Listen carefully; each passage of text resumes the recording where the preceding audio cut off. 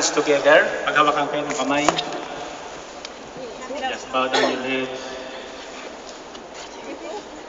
As we meditate on prayer, Ilagay mo dito yung kamay. it is my prayer now that those who have been affected by Typhoon Yolanda in the Philippines will be able to overcome their grief and their losses.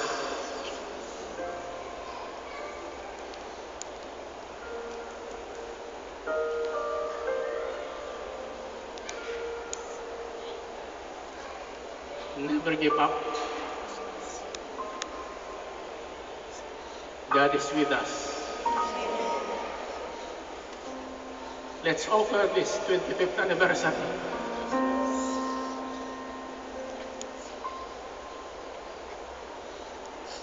to them. And every single penny we will offer will go to the victims, particularly the rehabilitation of their homes. Our prayers should go with them so that they will be able to live forward, leave all the sorrows behind, believing always that God will help us, and He will. For all of you who are going through all kinds of trials, this is my prayer, that the hand of the Lord will deliver you. What He did to others who offered their prayers unceasingly and never gave up. To all of you who are present, and to those who are listening now over the internet, live at this very moment, wherever you may be on planet Earth, remember, God is with you. Amen. And He will give just the King justice. Yours. To those who are seeking healing for your soul and your body, healing this very moment are yours. In Jesus' name, I do believe that the message you are hearing is His message. I am only the messenger.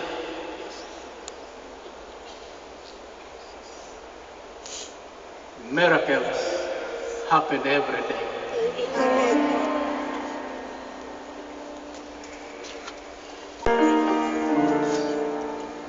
Receive it by faith.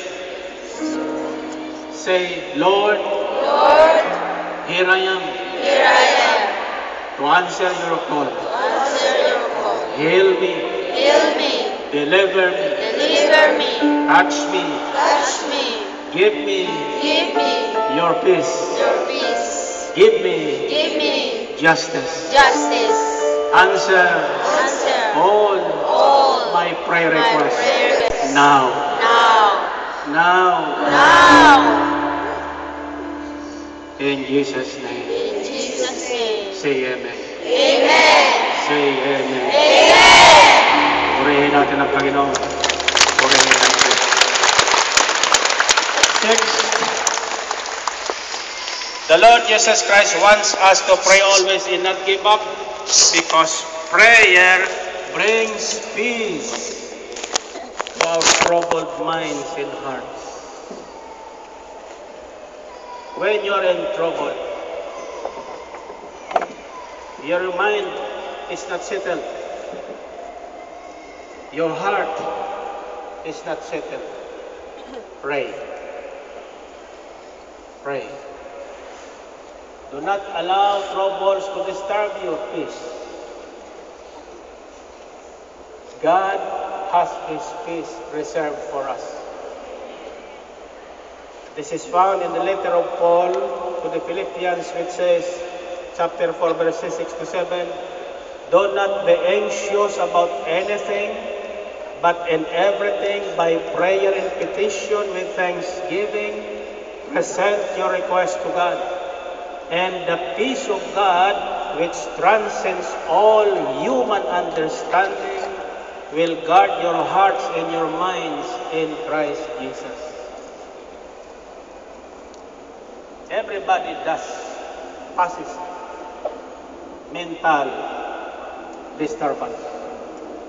Whether you are unschooled or schooled, intelligent, you can be sure there are times when you cannot decide, when you cannot sleep.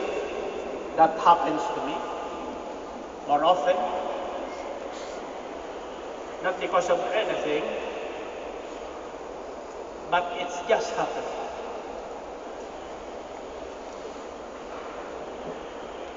But when I go to prayer, there's a very powerful prayer that I've discovered.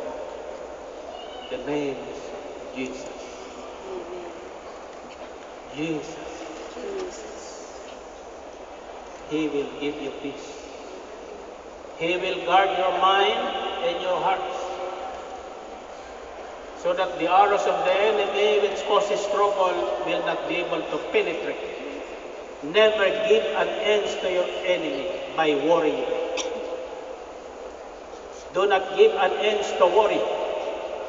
Do not be anxious about anything. Pray. Pray. Pray for anything. Anything that comes. Use the power of your prayer. The power of our faith. In the peace of God, which cannot be explained, in your heart.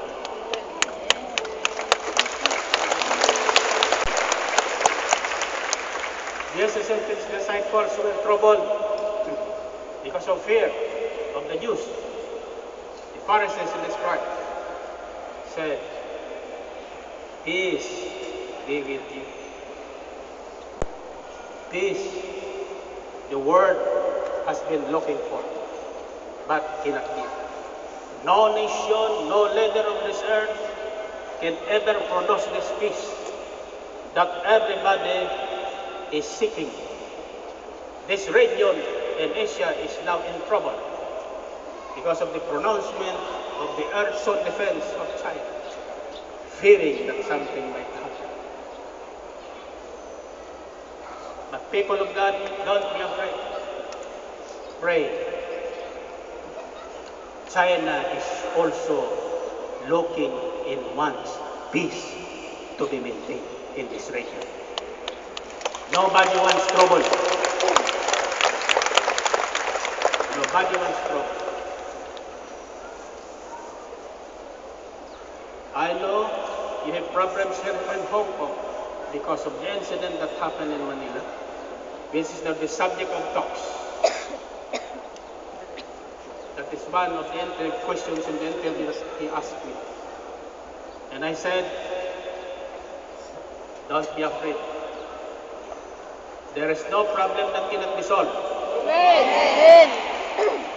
God can change the hearts of kings. Amen. God can change the heart of Pinoy. Amen.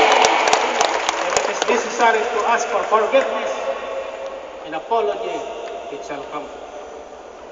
God has also the power to change the hearts of those affected with that tragedy in Manila. All we need is to pray for our leaders to be humble in heart. Amen. Once they humble themselves, God will come to their rescue.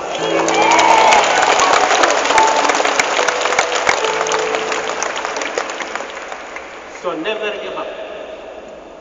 Keep on praying. You are washing clothes, pray. You are cooking, pray. Pray for the good health of your employers. Pray that your employers will be blessed more and more. Amen. Be a blessing to your employers. God's chosen people are a blessing to people of this world. That's what the Bible says. Remember Joseph, the dreamer? Not Joseph Estrada.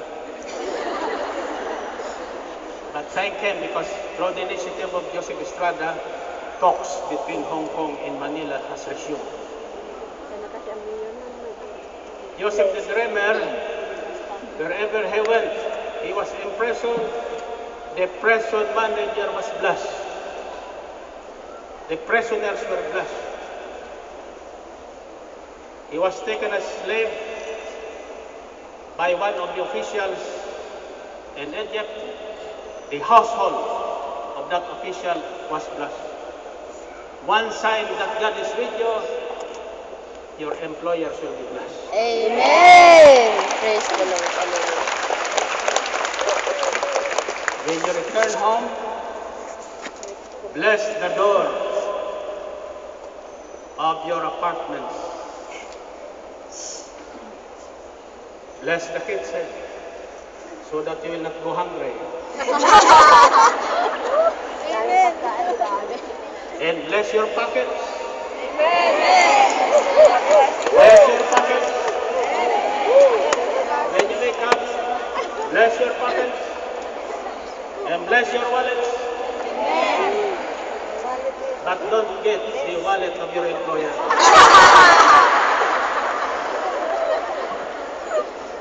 Are you following me? Say the word prayer. Remember this, every word we say or speak is a prayer. You either bless or curse a person or yourself by the words you speak. So be careful with your words.